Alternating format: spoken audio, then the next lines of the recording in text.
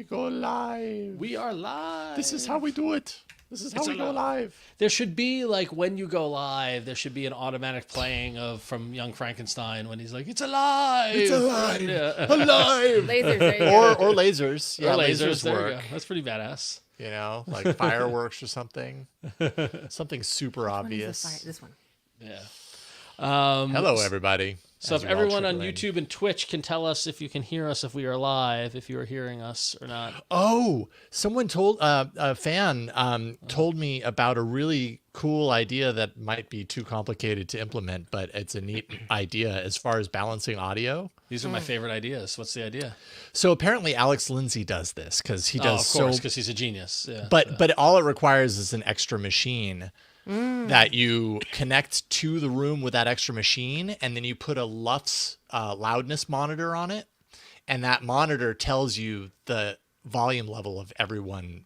Beautiful. You know, so it's like, everybody quiet, I'm going to talk. Do-do-do-do-do-do. Okay, it's hitting at the right spot. Now you, Ron. Do-do-do-do. Nope, So turn you up put a little bit. another machine, a physical machine in the room that you're in with the Lufs meters. Yeah. Outside of, that's interesting. Yeah. And actually, I wonder, well, no, it would have to be a separate machine because it wouldn't get me in that case. But yeah, anyways, a separate machine. And I do have a Mac, like a little Mac Mini that I could probably just put in here and do that with. I mean, or you could do like a little Chromebook or a little like totally. a little netbook. Remember netbooks? You remember those little netbooks? That was so cute. Yeah, yes, so cute. But anyways, I think I want to look into that because then we can just be sure that what we're hitting YouTube with. I mean, honestly, if anybody could figure it out, it's Alex. So and he has he's apparently. Genius, So all right, I totally understand. That's a pretty smart idea. Yeah.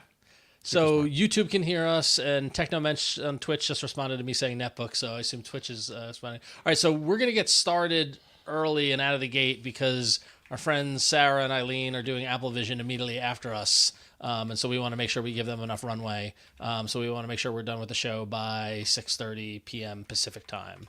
So we're just going to dive right in, everybody. Oh boy, why am I signed out of that? Okay, hold on 1 second. Yes, we are, but 1 second. For whatever reason, it logged me out of my Google account, and so I had to log back in. Oh, interesting. You should be aware. You should be aware that when you go live on YouTube, YouTube blanks you out with a commercial. So the first 15, 30 seconds is a commercial. Nobody ever sees you. It would help to have a theme song. Interesting, or like a countdown or something like that. Or well, we do have a countdown. We have that countdown, that 30. That thing. Well, if they blank us out with a commercial, then wouldn't they not be able to see the countdown anyways? Right, but then we'd come in after the commercial. Right. The commercial is, or maybe what they're saying is when we go live, we do a countdown to 30, and that's when we know that people are joining. Which actually, we see a little readout on the little player that tells us how many people are watching live, and I have noticed that the first half minute to a minute, it's 0, and then it suddenly jumps up. So now we understand why, and so we don't really need a countdown. We just monitor just wait that. a couple. Which is, it's just really interesting because I have YouTube Premium, so whenever I watch live streams, I don't see an ad, right? So I didn't even think about that. Totally. At the same time, the minute we are live, it's recording on YouTube. So you might not see it live, but it's still there for the recording afterwards. Right. So it's kind of important on both sides. Which we're going to start keeping or figuring out. I haven't been cutting those out based on our conversation from a couple weeks ago. We just need to figure out the thing we were working on this week, and then we'll figure that out next. So yeah, everybody got no idea what you're talking about. Lots of things. The pre and post show stuff. Yes. No, I have no idea what you're talking about. The other thing, right? Yeah. Big show tonight, everybody. Big show. So big show. Okay, so should we do this big show then? Let's do it. Okay, and Ron, you were doing the top stuff. So let me remove Michelle, turn off my camera. Somewhere's. Oh, there it is. Okay. And we got Ron, we got the overlay, and we got some music. All right, everybody, buckle up. It's going to be a bumpy ride. All right, and Jason, that thing we need at the top is all set now. So. Oh, okay. Yep. You're right. It is. It's exciting. Yay. All right, here we go.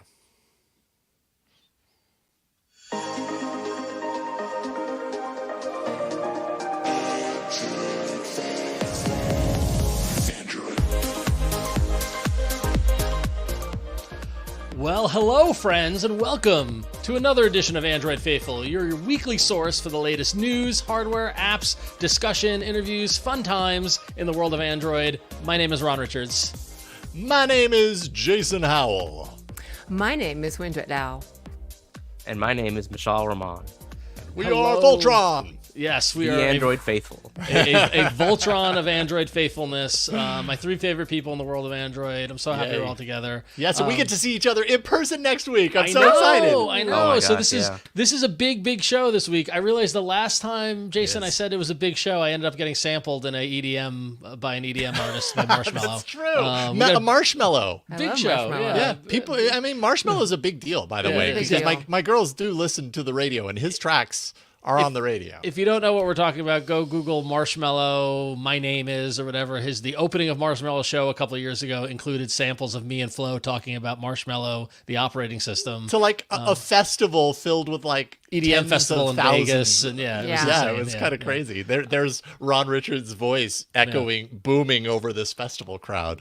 One of my many awkward internet claims to fame. But, Totally, yeah. you need to like document that and have that on your website. Exactly, but I should do that. All the and the holy cow All clip, the weird and, things, yeah, all the weird yes. things I've done on the internet. Absolutely. For you should. iFanboy, I dressed up like Robert Smith from The Cure and Red Sandman. So that's out there somewhere. perfect. So yeah, Document it, man. Someday Document it'll it. disappear. I should do Ron's website of weird internet things. There you Anyway, go. but yes, it's a big show because next week is Google I/O. So we are all going to be in Mountain View together. yeah. We're all going to be there in the audience. Important kind of administrative programming notes, just a couple of things there. We are unfortunately not having a public event, a meetup or anything like that. We tried, couldn't, various factors and stuff like that, just hard to bring it all together. I actually have to fly out the night of the 14th on the red eye to come back to New York to take, because my wife is leaving on the 15th, and so someone's got to watch our painful. children. So just like, that wasn't it though. We had a whole bunch of stuff like that. So we tried. We're going to try again next year, or when we might be cooking up something for this fall, right? We might have plans. Yeah, but let's we not might talk have plans about for it. this fall. But, yeah, so but more to come there. But we will be at Google I/O. We will be in Mountain View. We're going to be recording the show at Google I/O in some way, Somewhere. shape, or form. Some way, shape, or Somehow. form.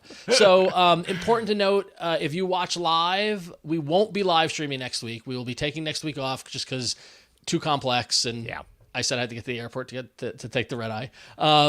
But we will be recording a show. It's likely going to be, we're going to try to get it out on the same day on Tuesday, and more than likely we'll spill over into Wednesday just because of Jason's got to drive back to Petaluma and life and sanity and all that fun stuff. Yeah, But it very well could come out on Wednesday. Yeah, I yeah. mean, when all things are said and done. But I But, will try like heck to get it out on Tuesday. But it's going to be worth it because we got plans and we're getting access and we're talking to people and we're getting stuff done. So it's going to be fun.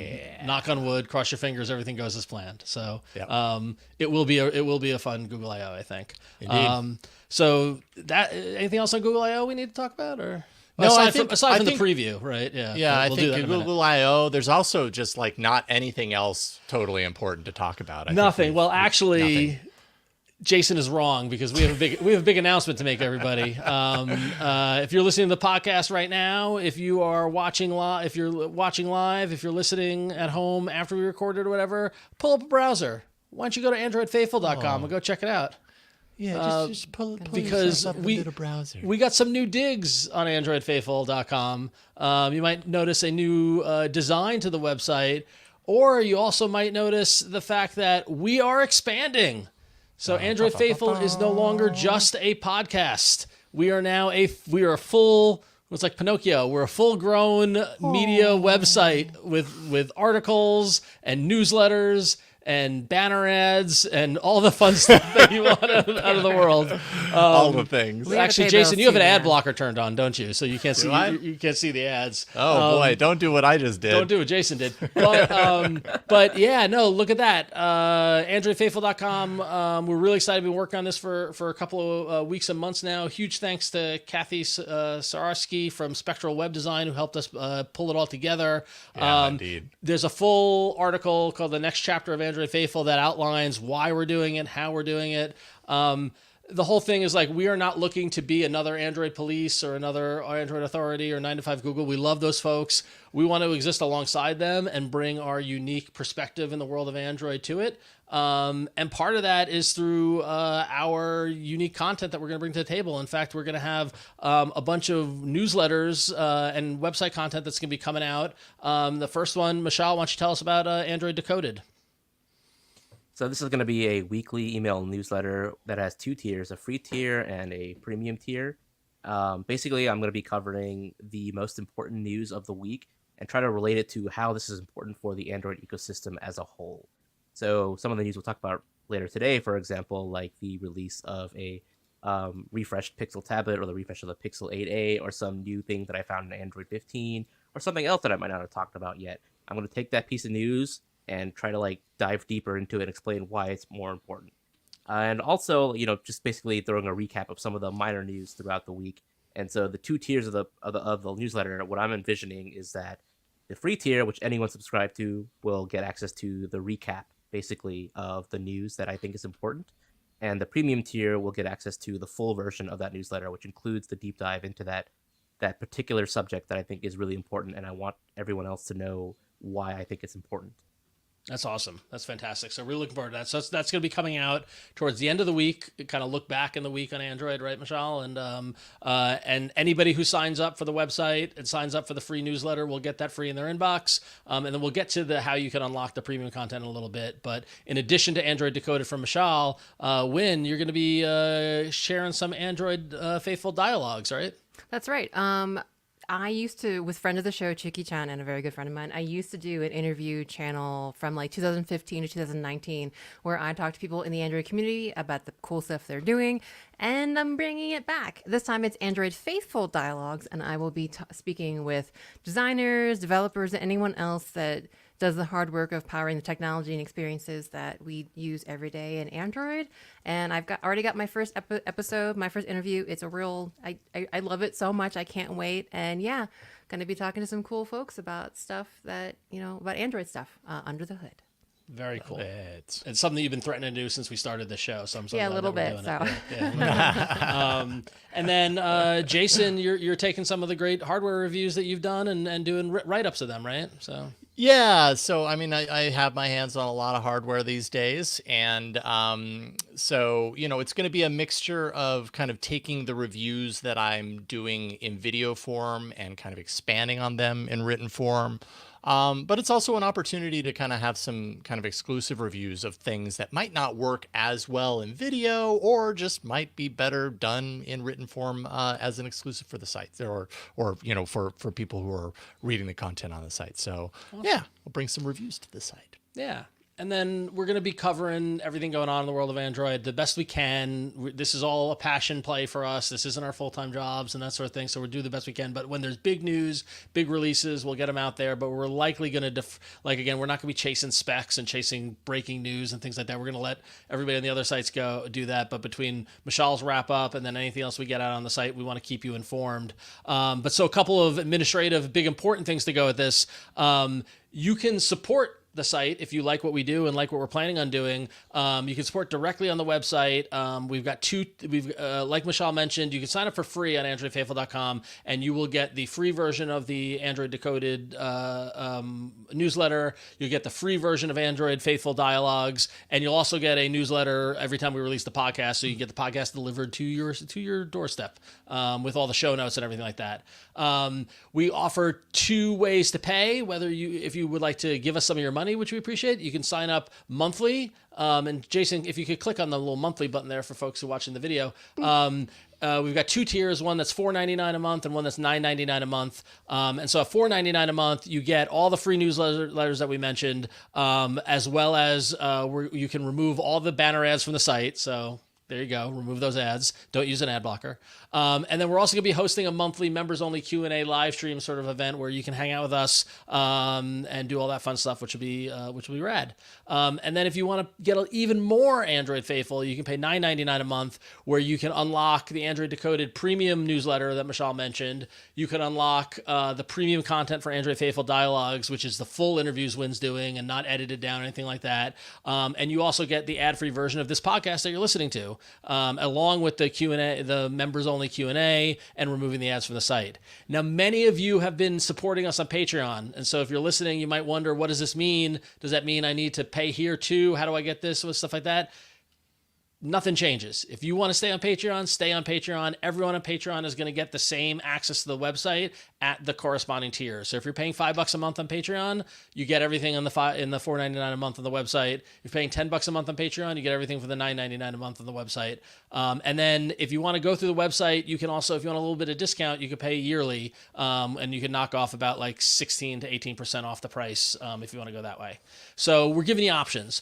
Also, many of you have asked for an alternate way to support us. Either you didn't want to go through Patreon, or you don't want a recurring monthly payment or something like that. So if you go to androidfaithful.com/donate, you can now just give us money if you like. And we thank anybody who wants to do that. A couple of people have already done that via PayPal and things like that. We're really thankful for everyone to do that. So we wanted to make that super easy for everyone so like maybe you don't want another monthly bill or something like that. Yeah. So if you just want to throw us $5 or a coffee or $25 or however much you want to do, we really appreciate that. And yeah, I'm thankful for everybody who wants to support us in any way, shape, or form.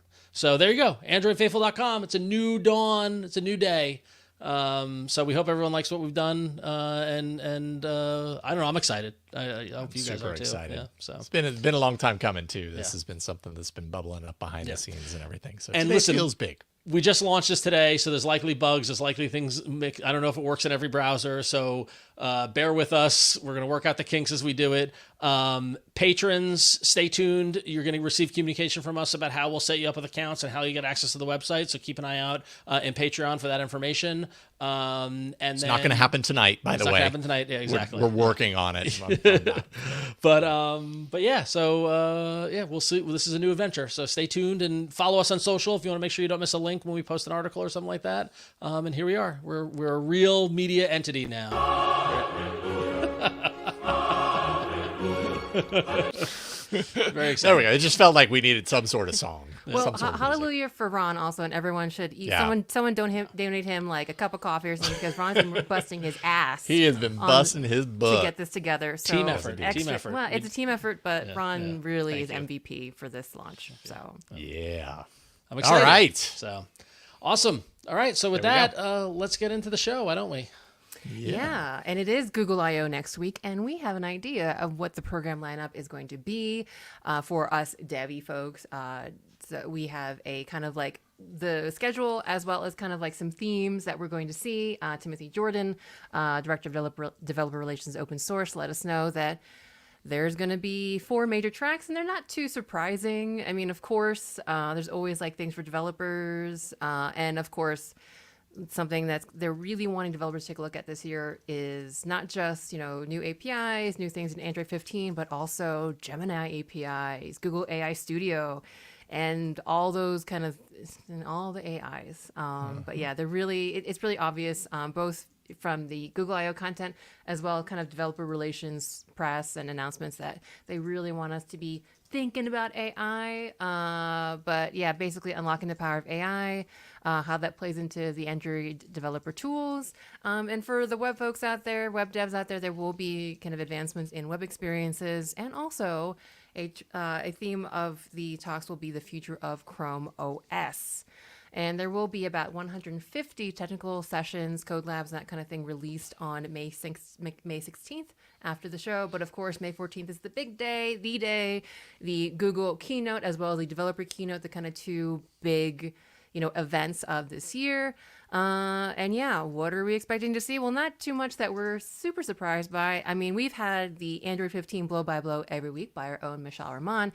But of course, we probably would like Google to talk about Android 15 a little bit at Google I/O. I mean, we'll see.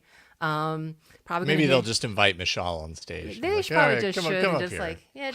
Sundar, Michelle, if they called you out in the audience during the show and had you come up, would you go, or would you be like, no? Would you, or would you go right up there? I mean, I'd be too shocked to process because I would. What a moment of validation. What do you want me to say? I'm pretty sure 80% of the stuff I've uncovered is not going to be mentioned on stage or even in the public beta. Yeah, right. Well, For the shock value alone, it'd be fun. it would be So, funny. Yeah. We would stand up and applaud.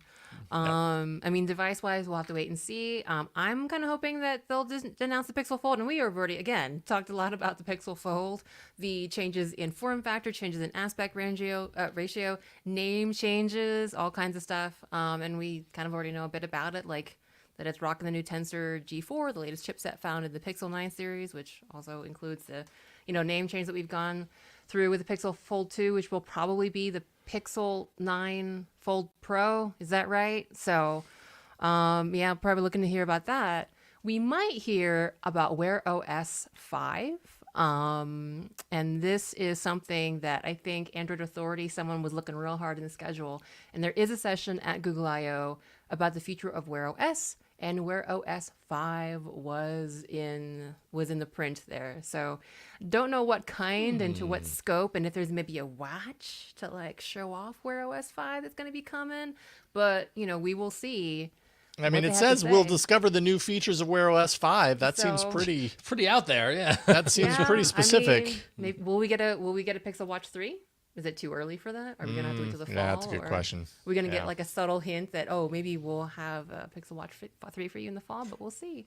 There's also going to be Google TV and Android TV updates. I mean, basically once they release schedule, and now that I see how hard people, news outlets go through the program with a fine-tooth comb, I kind of get maybe sometimes where they kind of hold it in the pocket a little bit for us devs and like, hey, okay, now you can see. Because it does look like they were going to have some Google TV and Android TV updates. And yeah, I'm sure there's like 1.5 billion sessions on Gemini and other, AI goodness features, both for consumers and for developers. So yeah, and I mean, we were expecting to talk about the Pixel 8, but they kind of, I mean, we'll talk about more about it later, but it seems like they just announced it ahead of time, and we'll talk a little bit more about what they did announce about the Pixel 8A, the 8A, sorry, not the 8, but the 8A later in the show. But I mean, yeah, what else are y'all expecting or hoping for next week? I'd like a surprise.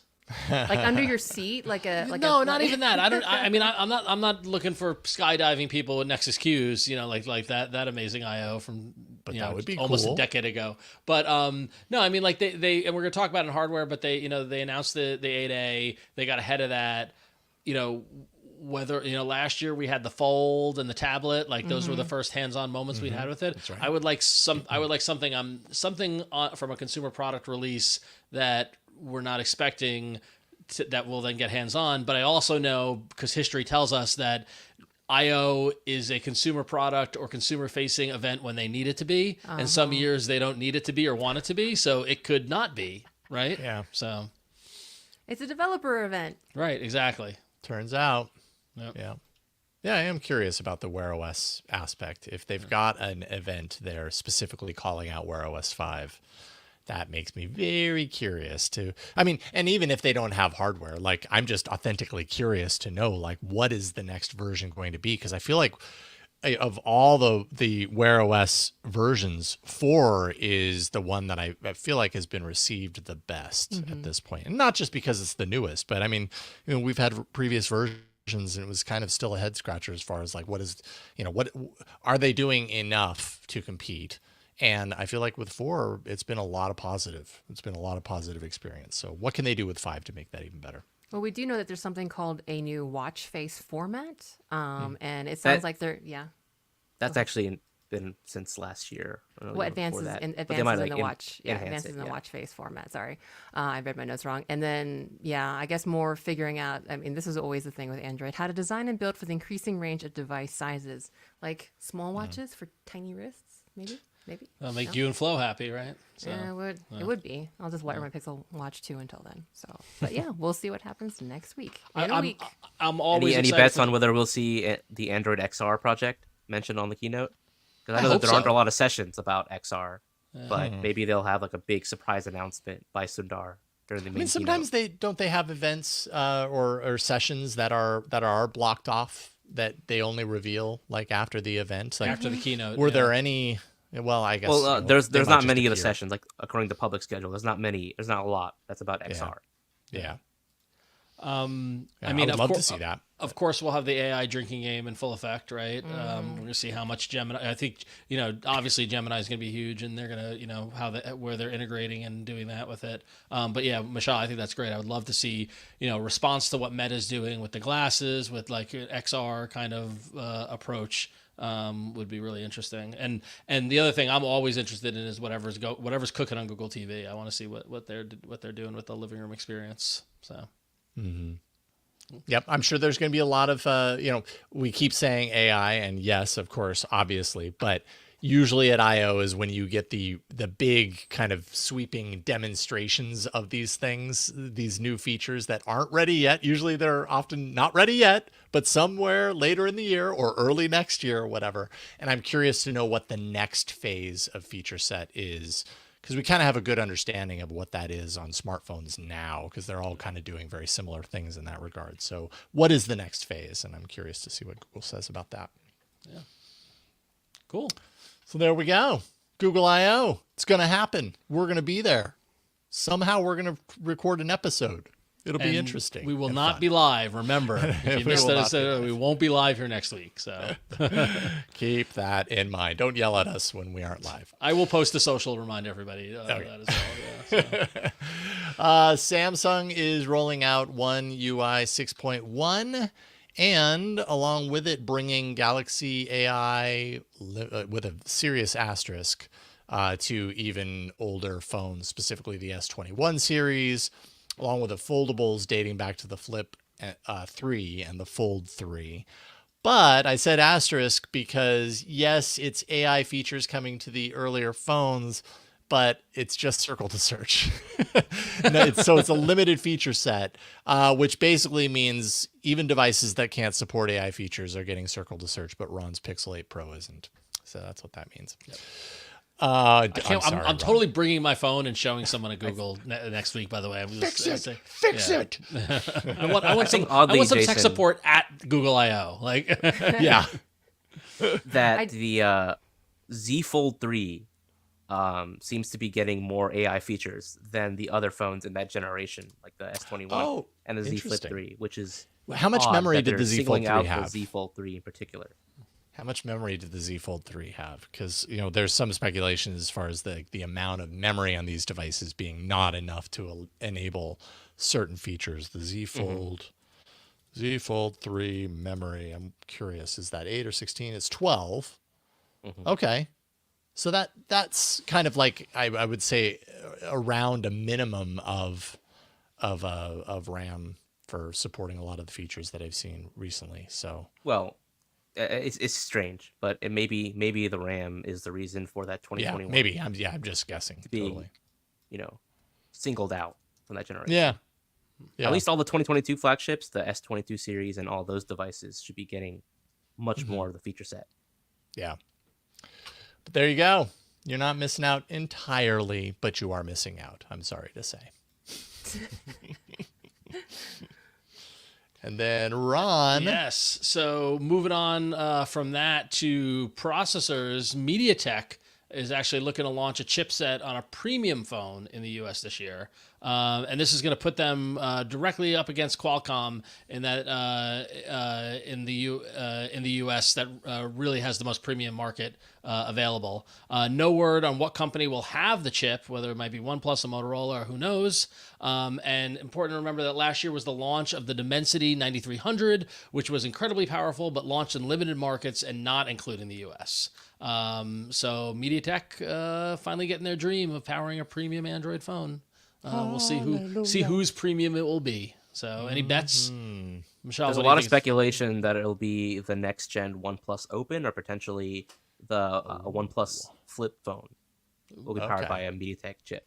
And I think MediaTek also, I think today or yesterday, they announced the Dimensity 9300 Plus. So kind of like the overclocked version of their flagship Dimensity 9300. So that might be the exact chip we'll see ship in some unnamed future US bound flagship. Right. Whoever, I have no idea what it's going to be, but I'm hoping it's the OnePlus Open 2 because I currently daily drive the OnePlus Open and I would really love to see and try out the successor to that phone. Does MediaTek have a bad, like, I guess actually, as I say this, I realize it's a very small group of people that even know what MediaTek might even possibly mean. And that's, people listening to this podcast. But do they have a bad reputation because of their low to mid range? Because they're not kind of Qualcomm. roots? I think there's kind of two things. I'm on like the online tech audience, like heavily connected people who go on Twitter and Reddit and stuff like that. They do have an, I think, somewhat fair, somewhat also unfair bad reputation, because a lot of tech enthusiasts like to, as you see from the popularity of Delta on the iOS App Store, like to emulate old games. And for a long time, Qualcomm devices have been better because of their driver support has been, I guess, better for these emulators. So for a long time, people who want better performing emulators would opt for Qualcomm devices. And also for a long time, the availability of high-end MediaTek powered devices has been, as you can see from this article, basically non-existent in the US. Nothing. So a lot of us in the media, we basically have not used a flagship powered MediaTek device. Maybe on the count of one hand, you can count the number of MediaTek flagship devices you've ever used. And so that kind of and if you have used a too. MediaTek, it was probably the low to mid range, and you had whatever your experience was with that, which, any of my limited experience with MediaTek processors hasn't been amazing. And so it paints, I guess that's my point. I think you're right. I think in some ways it unfairly paints, the potential of the reputation for MediaTek, because they aren't necessarily or shouldn't be defined by just that segment, because they are other things. And this is their opportunity to prove that differently, at least here in the US. Yeah. And they also do a lot of things right that, people might want to see in Qualcomm chips. Like they've been using TSMC for their fabrication nodes. They've shipped AV1, the much popular royalty-free codec support. They've been like at the forefront of shipping support for that. But they've done a lot of things that people have liked, but it's just their availability of their chipsets in devices in the US in particular has been basically non-existent outside of the really low budget end. Yep. Interesting. Well, I'm super curious to see how, what device it launches on, and how that goes. I think there needs to be more players, in competition obviously is a good thing. So if MediaTek can do it, I think that's good for the market. Right on. All right, Michelle, what you got? It's not Android 15 this time. So right off the heels, right before Google announced their new standalone, Pixel tablet relaunch that we just talked about, I uncovered a change that kind of went under the radar in Android 14. So if you have a tablet and you hook up a physical keyboard to a device, I know, shocking, there are people who actually do that, and you press Alt-Tab on your keyboard, in Android 13 and older, pressing Alt-Tab would just bring up the recent app switcher. And you wouldn't really be able to tell what app you were highlighting, so that when you let go of the tab key, it would just bring you back to some app you don't even know what you're selecting. Well, in Android 14, they're adding this horizontally scrolling tab strip at the top that gives you like a preview of the app that you're cycling through, so that you can actually see what you're highlighting as you're cycling through your recent apps using the Alt-Tab key. This is a very small change, but it's very welcome. It's one of the things you kind of expect to see in any desktop operating system. Yep. So if Android wants to compete and actually be a useful productivity platform, it needs more features like this. And it's kind of perfect that I discovered this right before Google relaunched the Pixel tablet, which we'll talk about later. There's also the disappointing aspect that they didn't launch something else we were expecting. Yes, yeah, agreed. No, this is. I mean, as somebody who has a Pixel tablet and uses it for productivity and multitasking with a physical keyboard, a Bluetooth keyboard, like I welcome this. This is fantastic. This is because it's maddening navigating that thing. So cool. All right. And that's going to bring us to the time where we hear from our patrons who help pick us pick a story for us to talk about on the show. Right, Jason? Indeed. Also our patrons who help us create bug droid imagery. Yes. With the tools, the AI tools that exist. This one is done by Seamus O'Neill. I feel like we've had some submissions from Seamus before. I recognize the name anyways. There's a couple of people who really like making these and sending them in, by the way. You recognize a lot of these names. But well, you know what? Keep it up because they look great. This one is fantastic. Except for the text. Yes, I know. Journalism. AI takes over journalism. That's found in the whatever edition of the Na Drew S newspaper. Listen, whenever I read the news, it's in Na Drew S. Na Drew S. And so encourage everybody to, if you're listening to the podcast, to go to our social media, because I posted this image across Twitter and Blue Sky and Mastodon and stuff like that. You can see what we're talking about here. And also, if you're a member on Patreon, you can see the image there as well. So definitely don't have your ad blocker on when you visit the Na Drew S site. Yes, you don't want that. It's a casual bug droid sitting on a park bench reading the latest issue of Na Drew S, and actually it looks like he is clothed in a newspaper as well. Yes, he's wearing it as well. Big fan. That Big fan headline of the is news. AI takes over journalism, which I think the AI is trying to tell us something. I'm not gonna lie. I'm a little nervous about that. Love it. Great submission, Seamus. Thank you for sending that in. Thank you for making sure that we have yet another image. So every week we do a poll for our patrons at patreon.com/AndroidFaithful. And you get to vote for the story that we actually talk about. And the losingest was Samsung's Good Lock app, now available on the Google Play Store. I guess I just kind of assumed that would be the case, but I guess not.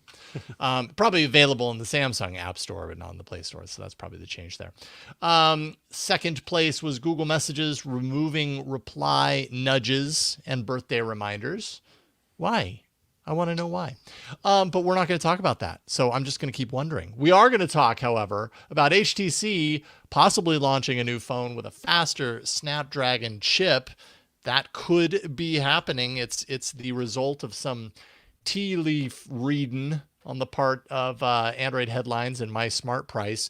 Android Headlines says an updated U23 Pro should come next month because the previous one came the same time last month. So this would be the HTC U24 Pro is what we're thinking we're going to see from HTC. And then My Smart Price saw details on Geekbench that hinted to them at the connection of the performance to HTC's next premium. So it kind of seems like everything's pointing to this HTC U24 Pro premium. However, it did say that it's likely to have the Snapdragon 7 Gen 3 chipset, which is more of a mid-range chipset.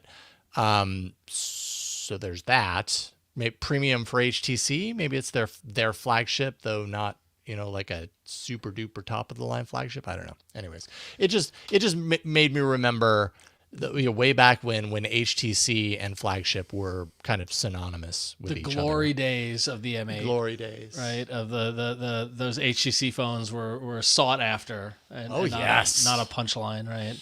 No. It's interesting that something's in the air with, between the MediaTek news and now, with HTC, with Snapdragon, like this is the spring is sprung and chips are being discussed and chips are duplicating. Right. And maybe it's HTC that's going to have the new MediaTek processor. That'd be a shocker. Who the heck knows? Yeah. That is based on absolutely nothing other than wanting to draw connections between stories in our rundown. So there we go. Any final thoughts or moments of personal reflection on the history of HTC? Did either you, Mishal, or Wynn, did either of you ever have an HTC phone? It was my very first Android phone, the HTC was it? Hero, and also Hero. my favorite, the HTC Evo 4G. The Evo 4G. Okay. Yeah. So it got me into Android hacking and modding and ROMing and all that stuff. Yeah, I've got a Thunderbolt downstairs. Oh boy, that thing, the battery was horrible. I found my M8 was the one that was the metal, the metal bezel, right? Was that the M8 or the? I forget what the model number it was. It was the really really cool. But I found it. I have it in my pile. HTC of phones. One M8. Yeah, that was with the speaker with the speakers. This one? This one. Yep. Yeah. Yep. Man, that was the defining phone at the time. Yes, it was. And then every single manufacturer put out phones that looked identical. Then we were swamped with the full metal body devices, and they all looked the same. But as an innovative approach, it changed there's a moment in time of changing the paradigm of the body design, and so because it at least in my mind at the time, it made the phone seem not quite as destructible, vulnerable. Yeah. Like it actually seemed like a phone that could last for years. I'm reminded that the HTC One M8 is an entry in the Android Hall of Fame, which now maybe we should document on AndroidFaithful.com and have a little profile of the phones in the Hall of Fame. That's and have a good idea. About the Hall of Fame. That's a good idea. Okay, throw that into the Trello or wherever we put good ideas. File. Yeah, I like that idea. So, all right, cool. Thank you. That idea Thank you, patrons, for making us talk about HTC and deliver the Hall of Fame documentation. So. That's right. And thank you to Joe Gorup, Daniel Martinez, Mike Harris, Michael Reed, and Michael Kennedy. Lots of mics this week. It's a mic week. It's a mic week. You are all amazing patrons, as are everyone who supports us at patreon.com/AndroidFaithful. Thank you. If you are a patron in the future, you could have your name read out on the show as well in the future. So we really appreciate your support. Thank you. All right. Coming up, we've been alluding to some hardware that we'll see next week. We're going to talk more about it in a second. All right, when you get is this the creme de la creme hardware that we're going to see next week, or are we going to see something better? I don't know, but we know about this now. What is it? The I/O spoiler. The I/O spoiler. Well, Google spoiled themselves and released as they do. And they released they announced the Pixel 8 a whole week early, and they have a whole entire post up on it on their product blog. But yes, it is now officially announced. It is the Google Pixel 8A, the newest in the mid-range, and kind of, I feel like solidifying kind of like the design language that a lot of companies are doing, where all the premiums are getting a little more squared off, a little more, edgy, getting a little edgier with the premiums. The Pixel 8A, especially in contrast with the Pixel 7A, is actually getting a little bit more redesigned, getting back to a little more rounded corners, matte plastic back.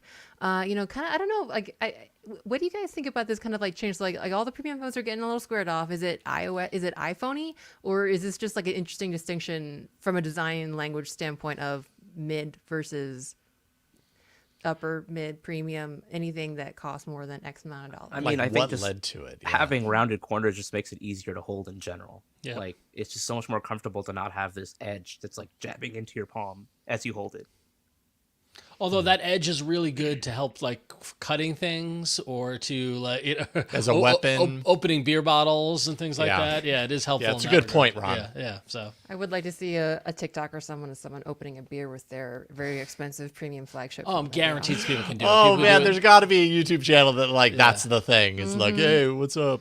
Yeah. Well, if not, maybe I'll start it. Along with the fanciful and fun and easier to hold design, we actually get some fun colorways. There actually is a new color, aloe green. I think it was up at the top there. That is limited edition. So if you like some aloe green, pay attention for when this. Pay attention because you're gonna want to grab it. Actually, it's pretty sexy. But we still have the lovely bay blue.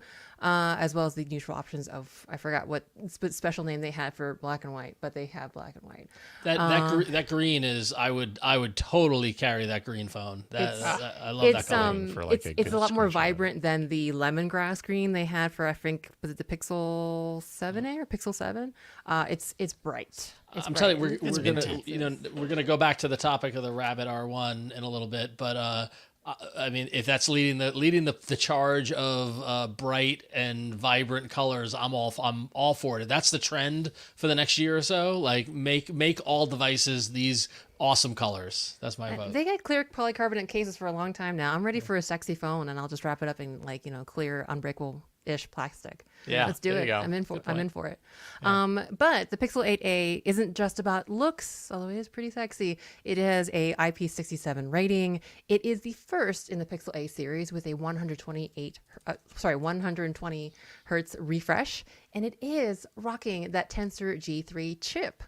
And it has a larger battery at about 4,492 milliamps, so hopefully a longer battery life for your mid-ranger. And so with that Tensor G3 chip, what are you going to get? Well, you're going to get Gemini. You're going to get Circle to Search, unlike Ron. Anyone who gets an AA will get Circle to Search.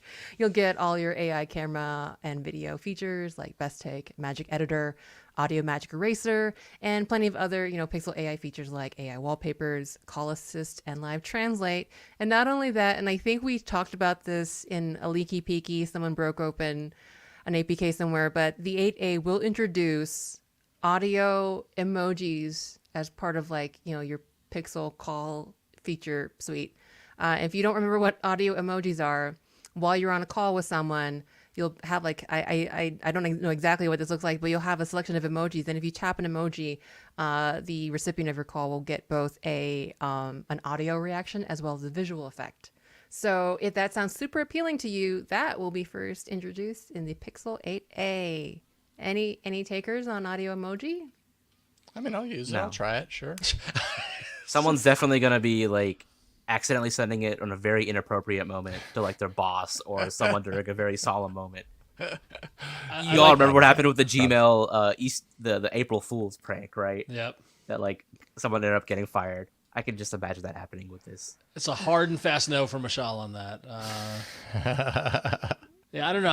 I know. I came out against the photo emoji or whatever, the photo GIF thing that they rolled out on the messages thing. But people love this stuff, I guess. So we'll see. We'll see I if don't it know. gets Apparently, people that still make calls on their phones. So I think when did you mention also the software support? You mean so yeah, also the Pixel 8A will be getting, as a lot of the Pixels these days, 7 years of Android OS and security updates. So both, I think for one phone we were speculating on whether 7 years meant both, but for the 8A it will be both OS and security updates. And something that is new is that while there is, yes, a traditional 128 gigabyte 499 base model, you now have another option, a bigger storage option at 256 gigabytes, which will be $559. So yes. Wow, $560 for the And A there was a series. question in chat asking about whether or not this phone will support a Samsung DeX-like mode. And what I can tell you is that all devices that are based on the Tensor G3 chipset are gaining support for display output over the USB-C port with the Android 14 QPR3 update. At least that's what it looks like right now. That's enabled in the current betas. And so, therefore, the Pixel 8a, once it receives that update post-launch, it should also be able to output video over its USB-C port. But then the question remains, will Google actually enable Android's desktop mode support? And I don't think that's going to happen with Android 15. It might take a little bit longer because they're still far behind in where they need to be to make this usable. Man, how many versions have they been working on it? I know we talked about that recently, but wow. Is it weird that this phone makes me hungry for ice cream? No, I don't think so. Like when I look at this phone, I immediately crave mint ice cream looking at this phone. I'm a mint ice cream fan, but apparently we are few and far between, as I understand it. But maybe I'm just around a bunch of haters. Oh, mint chocolate chip, sign me up. I will not turn. Okay, cool. I'm with my right fam. Yeah, I'm right with my right fam. Yeah. How do y'all feel about this likely being the last A-series phone? I mean, if you're gonna go out with a mint green phone, it's a good way to go out, right? With Circle to Search, with audio emojis, with 7 years, double or expanded storage. It's not bad. Because there are a lot of videos and articles today basically saying, why get this when the discounted Pixel 8 is only like $50 more? And I guess Google ended up raising the price of the Pixel 8 immediately after launching the Pixel 8a. So the discrepancy is now like $200 between the Pixel 8a and the Pixel 8.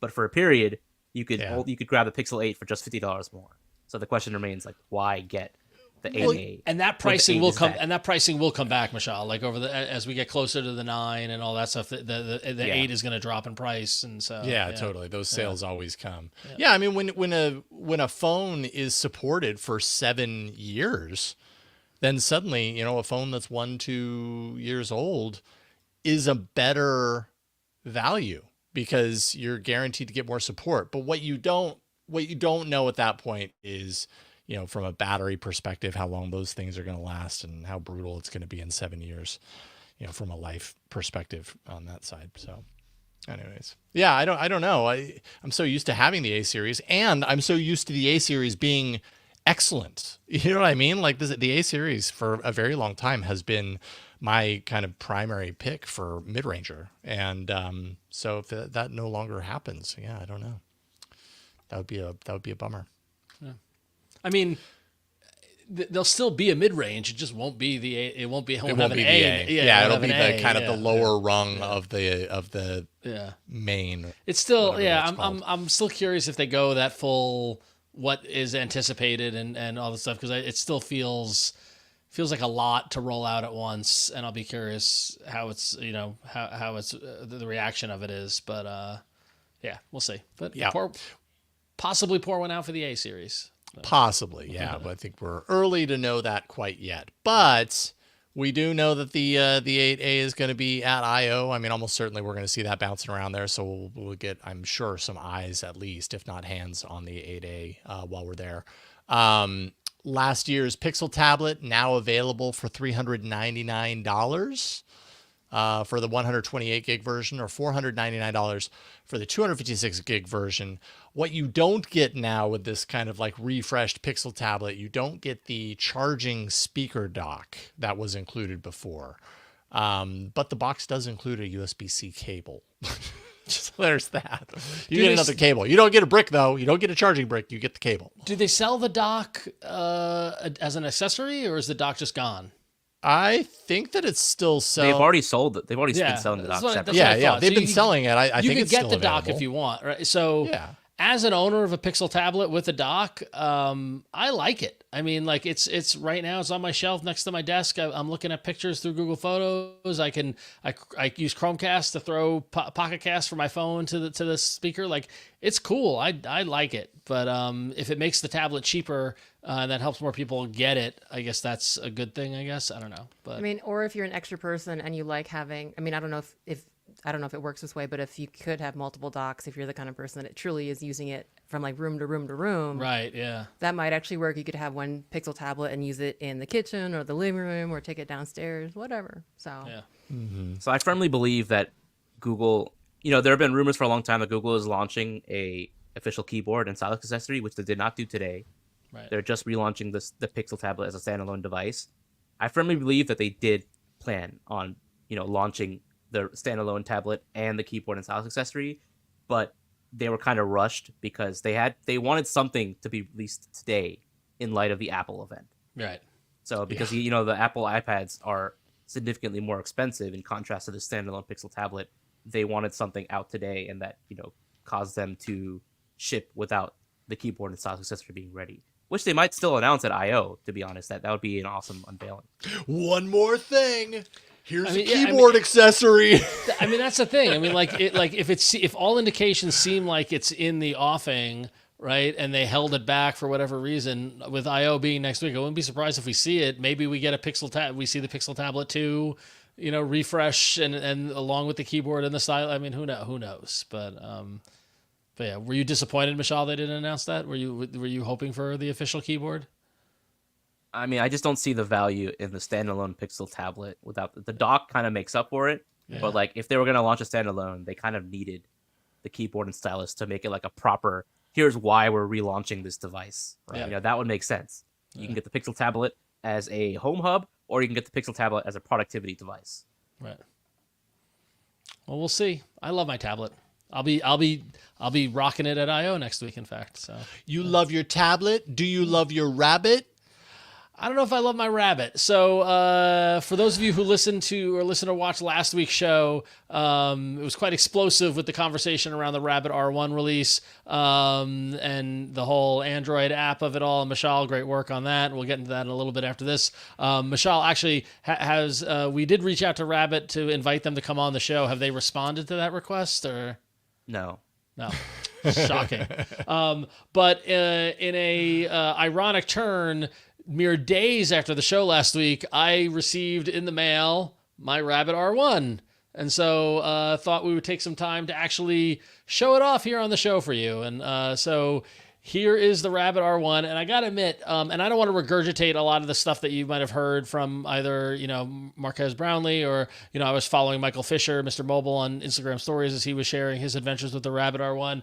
But out of the box, no camera or video camera has adequately captured how orange this thing is. Yeah, it's just bonkers how orange it is. In fact, I'm using the Pixel 8 as a webcam, and this is the closest I've seen any camera picking up the saturation of the orange. But this thing is quite orange, and I am here for it. I do love it. The teenage engineering industrial design of this device, I think, is just stellar. And from a design standpoint alone, it's impressive. I like it. Just from an object, I like it. Now, once you start using it, that's another story. So I did get it after they rolled out their OTA update, and a lot of the problems that Marquez and a lot of the other early reviewers had to do with battery life.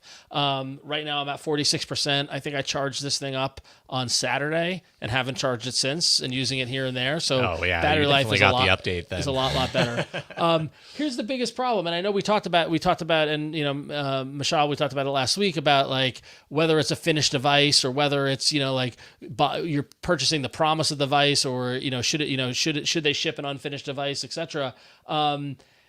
It doesn't do a lot, which is, I think, the biggest problem with it. Obviously, as you see, probably everyone's watched reviews and things like that, but if you press the button and talk to it, you can get the AI to answer questions for you, or you can use the camera and take pictures of things and say, I can say, here, I'll do this real quickly. What is this? Let me see. This is an Android figurine or toy. Okay. So, there you go. Got it right. You got it. Yeah. But it's both. So Rounded figure with the Android logo on it is a recognizable representation of the Android operating system. Took a while to get to that second part. Android is the popular mobile platform developed by Google, and these figurines are often used as symbols or Thank you, decorations. Rabbit. Okay. Anyway, Go to you sleep. can't get it to stop talking, by the way, which is a problem. You can't say enough. You can't? You can't interrupt it? I haven't been able to. Oh my goodness. Okay, that's and that's the other thing is that even now, there are little, you end up stuck sometimes with it. So it does have the apps in the device. They're not apps, but it uses the services, right? So it's got Spotify, Uber, DoorDash, and Midjourney. Right out of the gate, I'm not a Spotify user, so I'm not using this for music. I'm not using the Spotify integration at all. When I went to go set up Uber, there's a message saying does not use Google login, which I use Google login to log into Uber, so I can't use Uber. I don't see any reason to use Midjourney with it, because you could just be like, why am I generating images on this device when I can just generate images via Midjourney on my desktop? So DoorDash. So I sat down. I'm like, all right, let me use DoorDash. So I said, Rabbit, use DoorDash, and I want to order food from a local Chinese food restaurant. In the time it took for it to respond to that response, I went to DoorDash.com, put in an order, and was about to hit order before it even responded. And then the response was it served up 3 restaurants that were not the restaurant I explicitly said, and I could not get anything more than those 3 restaurants, and so I hit a dead end, right?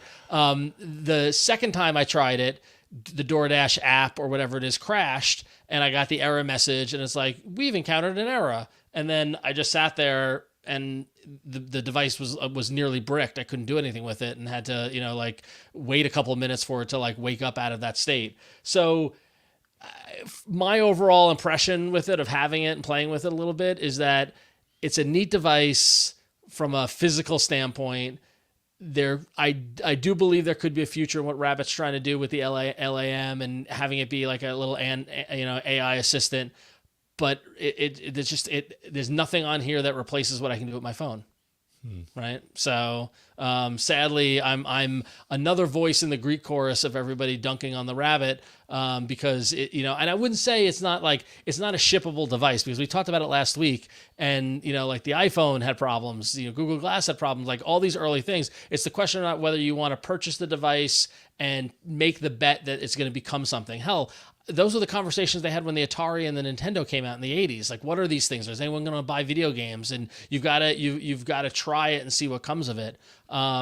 Before I go, the last thing I wanted to note also was that I remember one thing that stuck out in Marquez's review for me was the touch wheel on the right side.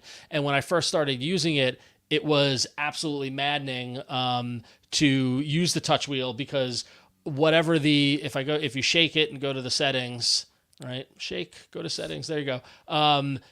In order to scroll down, you need to use the touch wheel. And I would just scroll and scroll and scroll, and it wouldn't move until I figured out the right amount of pressure that I need to put on with my thumb, or you even use both fingers, right? But once I found that groove, I didn't have the same problems Marquez had with it. I was like, okay, this is how much pressure I need to apply in order to use the touch wheel. So a little better than I thought in that regard. But even then, like when you adjust the brightness, you need to hold the button and then adjust the touch wheel with your finger, which is still ridiculous, because why can't I just use the touch screen that we know it's a touch screen to adjust that? So totally agree with that. It's kind of like, because it is absolutely a touch screen. It works in other functionality as a touch screen, but they have to justify the scroll wheel. Yep. So they lock you into the scroll wheel for the major UI elements. And the first day or two, the scroll wheel was so, like, setting it up was like, I'm just scrolling and scroll, because I thought it was like capacitive or whatever, but it is actually physical, and you need to push down as you scroll on it, and you get a little more velocity in doing it. So,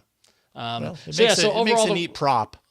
Yeah, it's a neat prop. It's a neat design. It's a neat little device. But overall, I got to give it like 1 star or 1.5 stars, maybe out of 5. So there you go. That's the rabbit. But Michelle, you did a little follow up on your side of the rabbit world, right? Oh, my phone just fell out of it. Yeah, because as you dive deeper into the rabbit hole, you start uncovering a lot of things that basically make you question the whole premise of the product and potentially the whole company itself. So, like, the statement that I read on air last week had a lot of holes in it. I was given it literally 2 minutes before the show aired, so I did not have time to craft a proper response. But this article that I wrote over the weekend for Android Authority basically debunks a lot of the statements they made. So, like, a lot of the things they said, they basically implied that we used an emulated instance of Rabbit OS and a modified, or like a pirated version of the app in order to do it. But that's not the case, because I was actually able to verify that the APK that I had used for last week's article came from a legitimate R1 hardware. It was extracted from the R1 device. And so, to quote specifically what they said that we use some unofficial Rabbit OS app/website emulator, which is not true. We did not use an emulator. They also claimed that Rabbit OS and LAM run on the cloud with very bespoke AOSP and lower-level firmware modifications. That also appears to not be true, because I got a dump of the Rabbit OS that's running on the R1, and it is not at all bespoke AOSP. It's basically the stock AOSP build that MediaTek provides for that chip, with just 3 apps and a boot animation added.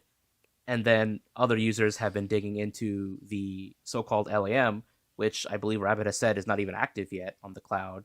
And basically, it's just it's just a couple of playwright scripts to automate basically clicks on a web browser, which is why when you go to log in to Uber, DoorDash, Discord, etc., you're basically opening an instance of Chrome using VNC and connecting to a remote server, and you're providing your credentials that they're then using to automate a whole bunch of actions.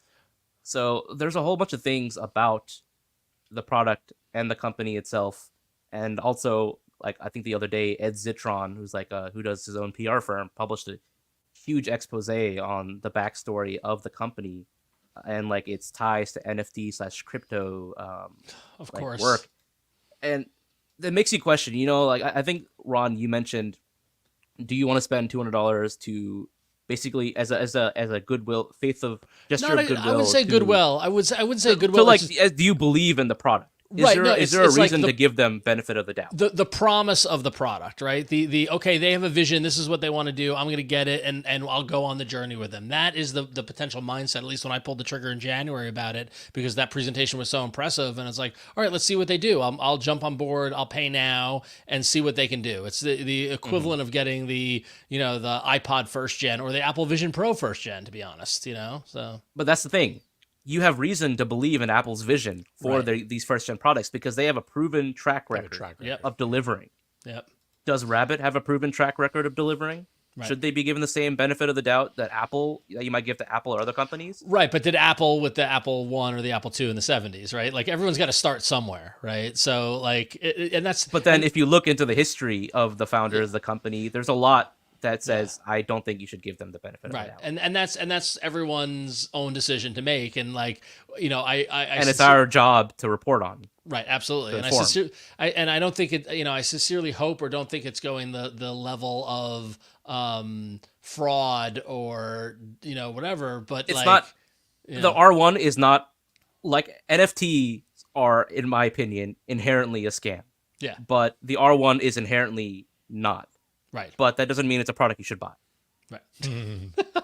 Yeah, it's interesting hearing you guys talk about this because when I think of my reason for buying the R1, which I haven't received yet, by the way, it had nothing to do with the hardware. Like, I am 100% happy with my purchase, and I haven't even received the hardware yet. Because I bought it because of the Perplexity subscription. Yeah. And I use Perplexity all the time, and I probably talk about it too much. But I'm satisfied, and I see the R1 as like this neat little thing that I really didn't expect to be amazing, if I'm truly honest, Like, it's going to look really nice up on the bookcase in my studio. So there you go. But I'll use it. I'll try. We could keep talking about the Rabbit R1. Yeah. By no means, and just to be clear, by no means am I absolving them or saying I'm a Rabbit fanboy or anything like that. I do think that there's a lot of the obfuscation and the diciness that you're mentioning, Michelle, is seriously cause for concern. But at the end of the day, also, like the first Google Nexus phone, we're like, Google doing a phone? Oh, okay, I'll try it. Right? You got to start somewhere. Well, I mean, take OnePlus. Like OnePlus might be a good example of that, right? Like, they seemingly came out of nowhere, and you had to give them the benefit of the doubt, and they made a lot of mistakes early on, but they weren't so critical that they completely destroyed their future. They got a lot of things right too, so there's that as well. All right. Well, speaking of getting things right, it looks like Honor's getting a couple things right. Win. Yeah, Honor has released yet another Porsche-inspired, Porsche styling RSR version. So we talked before about the design, the Honor Magic V2 RSR? Well, Honor has also come out with another styling, super fast, supercar looking phone in the Honor 6 RSR. Now, the Honor 6 RSR is very much inspired by Porsche design. It's got a hexagonal camera bump, a very sizable camera bump, as well as, two wings. I'm not really familiar with Porsche myself, but if you are familiar with the Porsche Taycan, if I'm saying that correctly, which is actually their first series production all electric car, it's taking like a lot of design cues from the Taycan. God, I really hope I'm saying that right. With two kind of like wings on the side of the camera bump, as well as a ridgeline that kind of flows from the bottom of a hexagonal camera bump all the way to the bottom. And if you like the handling of a Porsche, you might like the handling of the Magic 6 Magic 6 RSR, because it does have a soft touch back as well. And yeah, it's not a cheap phone, and it is definitely a beefy phone. It has a titanium alloy frame, an OLED screen with 5,000 nits peak HDR brightness, a Chonkin 5600 milliamp silicon carbon battery, a Snapdragon 8 Gen 3. It is IP68 rated, and comes in two colors, agate gray. And if you kind of think about, if you think about like maybe like a 911, like the first image you get is like that nice agate gray. It's that color. And then also a kind of like very gentle pink called Frozen Berry, which does come from some of their newer cars like the Taycan. And this is supercar, not necessarily supercar price. It's a little bit cheaper at 1,899 euros, but it's a pretty damn sexy phone. And yeah, another partnership with Porsche revealed in I want to get my hands on this to feel the soft back, to feel what that feels like. See how it handles? Yeah. See how it Say handles. the name 5 times fast. Porsche design Honor Magic 6 RSR. Well, that's definitely one for the record books, right? Nope. Nope, can't do it. All right, cool. Very cool. Honor and Porsche. There you go. 1,900 euros, by the way. Wow. Yeah. I want to meet the people who are buying these phones. Yes. Like I know there's definitely, if I didn't care about money and would just spend it irresponsibly, I would buy something like this as my daily driver. But I want to know who's buying this. If you're What buying this, version- please reach out to us. Tell us Yes, about let us the know. Yeah. Porsche What version of design Android Honor is it? smartphone that you have. What version of Android is it? Did we I think operating it's system? Android 14. It's an 14. 8 Gen 3, Okay. so it has to All be right, Android all right, 14. all right, okay. Well, we got to get in touch with the Honor and get our hands on this phone because we really got to take it around the block a couple of times, right? We Yeah. gotta test drive it. Yeah. So Yeah. we just have to, and we'll take the Porsche as well to do it in. But That's the only way you can review a phone like that. is with exactly, the I got to car. do it in the car, Yeah. right? In the namesake. You want to do it right. So one of the things coming up to Google I/O that we're curious if we're going to get a refresh of the Chromecast device with Google TV or anything like that. But if you're looking for an alternative, head over to your local Walmart because Ananana is back. This time with the on 4K Pro, their latest streaming device. So it's running Google TV. It sells for $49.88, so it's under $50. And it's got an Amlogic S905X4 quad-core CPU and Mali G31 GPU. It's got 3 gig of RAM and 32 gig of storage, which gives you about 20 gig of free storage, which is much more than the Chromecast, and that's my biggest complaint about the Chromecast. It's got Wi-Fi 6 and an Ethernet port. It's got a USB 3.0 port. It supports Dolby Vision, Dolby Atmos, and likely HDR10. It's got a built-in speaker and far-field mics for hand-free Google Assistant voice control. Although I wonder if it will become Gemini at some point. That's a question. Why is Google Assistant still there? Good question. It's got an upgraded remote with Find My Remote, which is fantastic. This device... And specific buttons for Netflix, YouTube, Disney, and Paramount. Well, all the major streamers. There it Those. is. Yeah. So yeah, I mean, if you're looking to replace your NVIDIA Shield or your Chromecast, this little set-top box has got a lot in there. So if The only downside that I can see from the specs is that it doesn't have a gigabit Ethernet port. Only has 100 Mbps. It's 10 by over 100. I think that's like the only major downside over the NVIDIA Shield. The other downside is that it's out of stock. Yeah, So, that is a big downside. Because as soon as they put these things on the shelves, they fly. So I don't know. Watch on You never know. So amazing. Free voice control. Look at the little on the device itself. It looks like an old Google Home Mini. It totally does. With the fabric covering and the 4 dots. Like, I mean, whoever works at I would love to have a conversation. We should figure that out. We should interview the people at Walmart who are making these devices because that's. I don't think they send these out to any reviewers. People just end up finding them at Walmart's. Yeah. They just pop up on shelves one day. Yeah. It's true. So. All right. Cool. Well, that's going to wrap up hardware. And we got a couple more apps before we wrap up the show this week, right? Just a little app news, Michelle? Yeah, so Android Authority, I wasn't involved in this, but they did a teardown of the latest version of the Google Data Transfer tool, and they discovered that Google's working on a way to speed up data transfers when you're setting up a new phone. And basically this involves when you're setting up your phone and you're transferring data using a cable or a wireless direct transfer. Potentially in the future, Google might do both simultaneously to speed up the data transfer.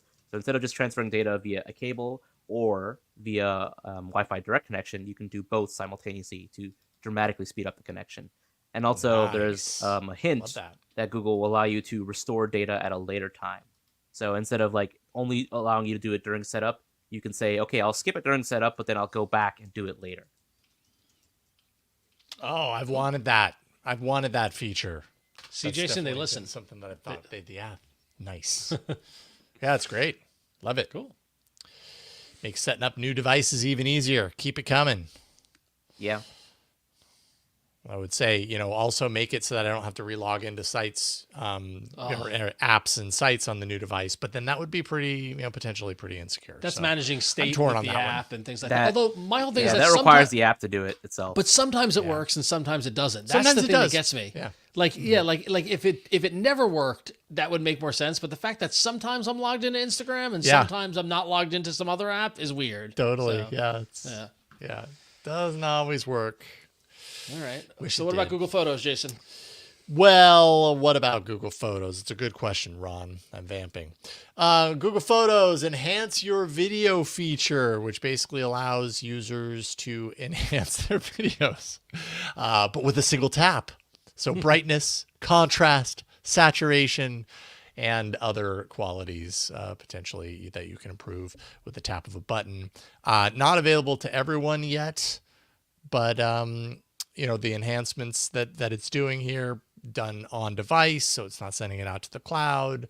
You can save that version that has been enhanced as a copy, so it isn't overwriting your previous thing. But yeah, there you go.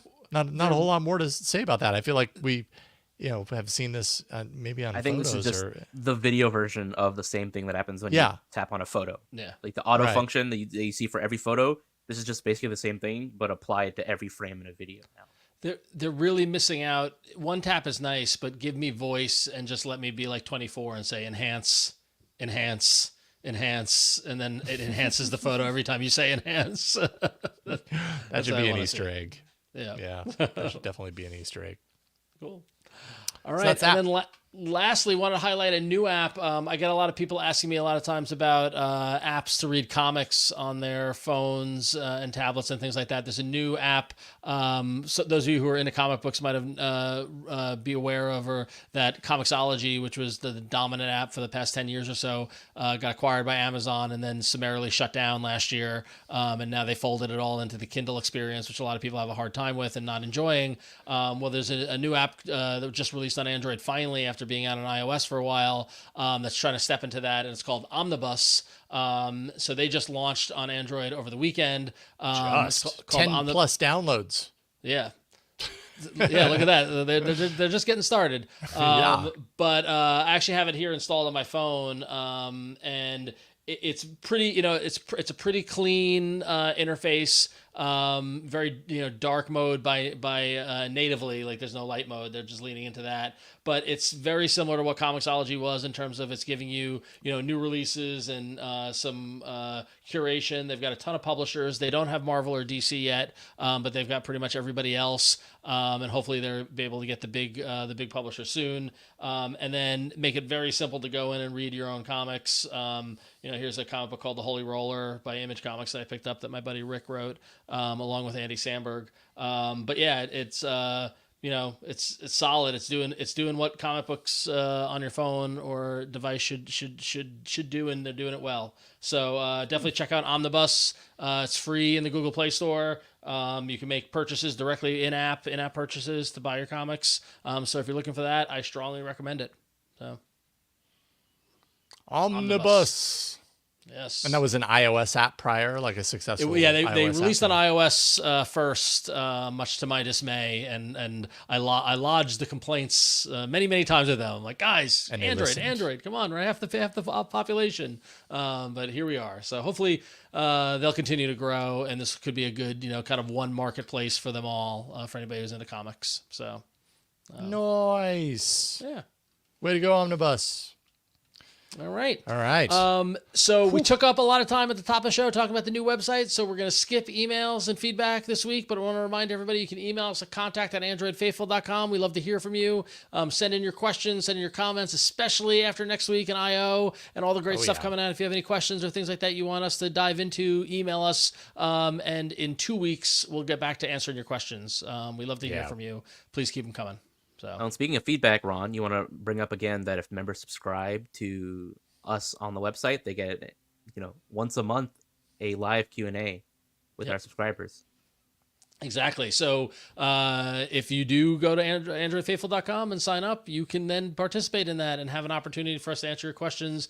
We're going to do it in a cool kind of live stream hangout kind of mode where we'll answer your questions or just chat, talk about our movies we're into or anything else that we're doing, or help you troubleshoot your problems. So, it's going to be fun. So another way for you to interact with us. Have you ever seen this app do this? No, we have not. Okay, then. And go over to AndroidFaithful.com. Check out the new website, and we hope you enjoy the content that's going to be rolling out there over the upcoming days and weeks. And we appreciate all your support. Already a bunch of people have signed up during the show, which is awesome to see. No way! Awesome. So keep it coming, everybody.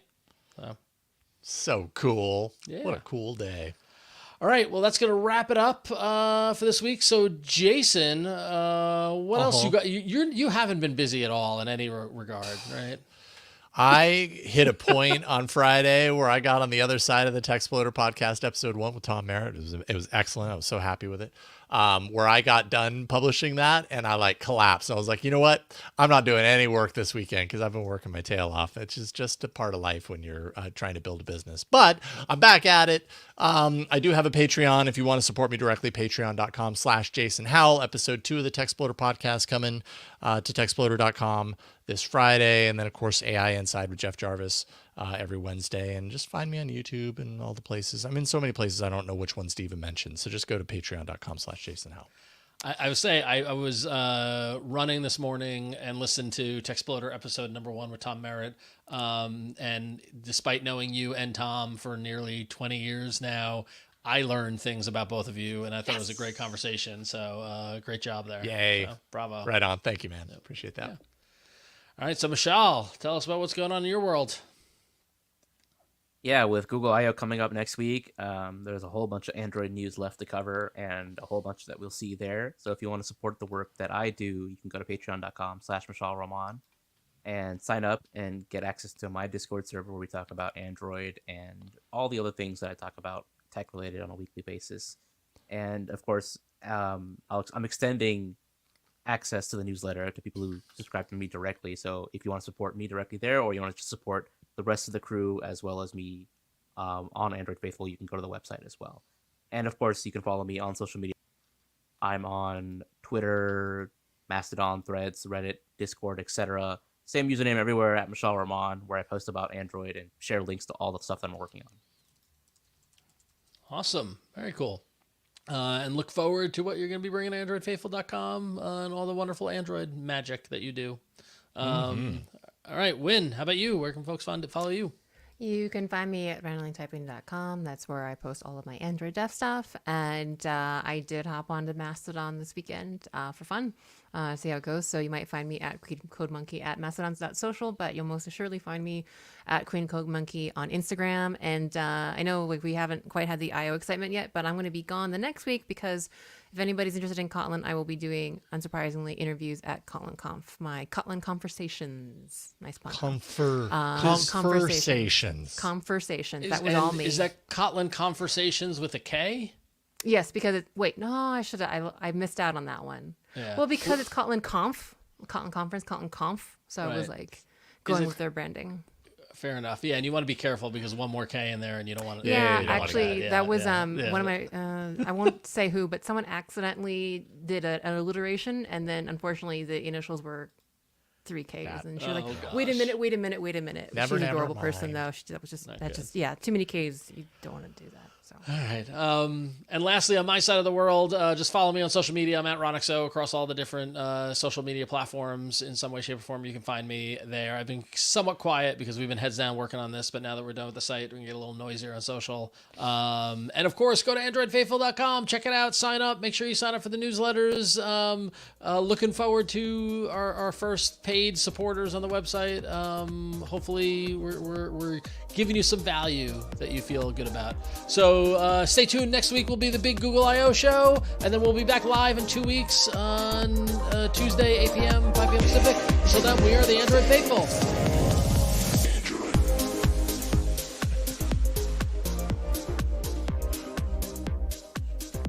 I started playing the music too early, didn't I? Yeah, that's okay. It's all good. It's always like, do I do now? Do I wait?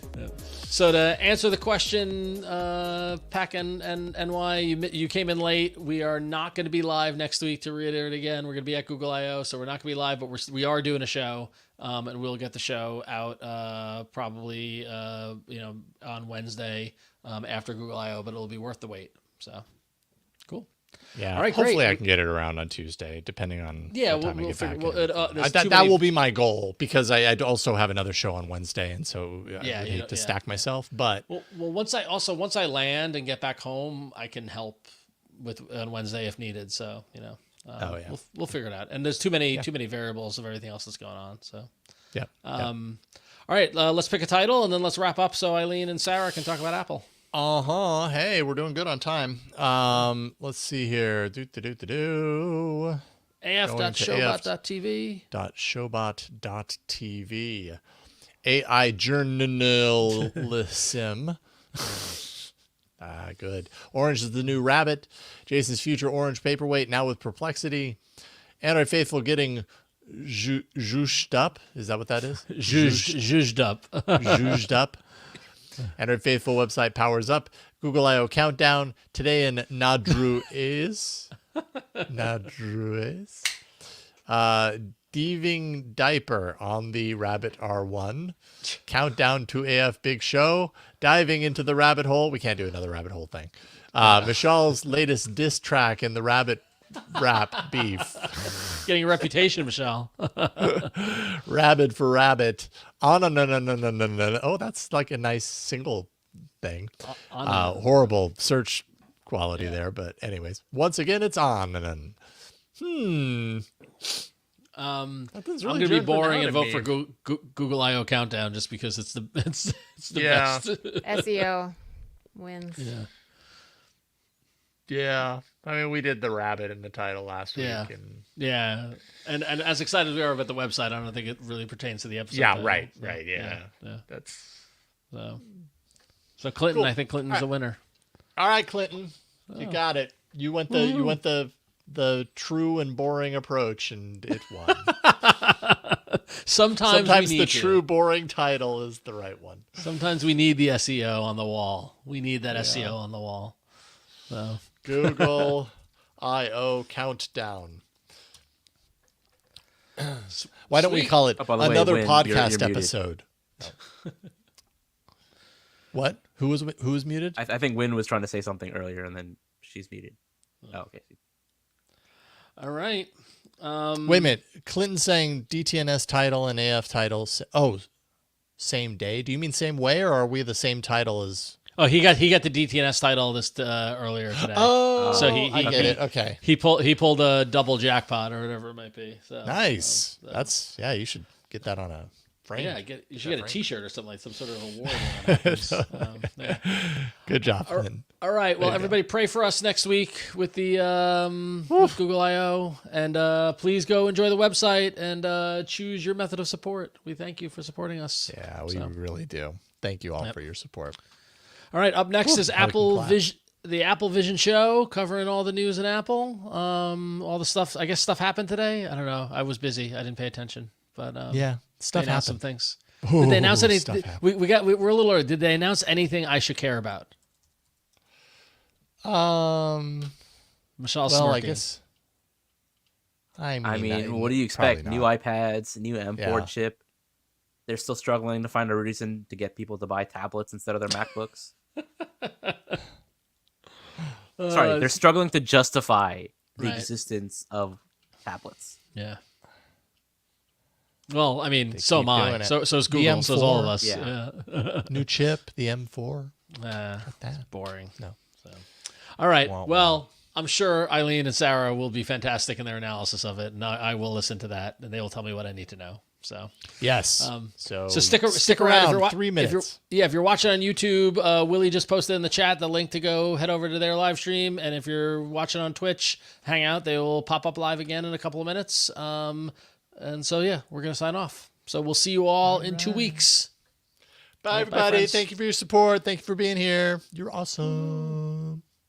See ya.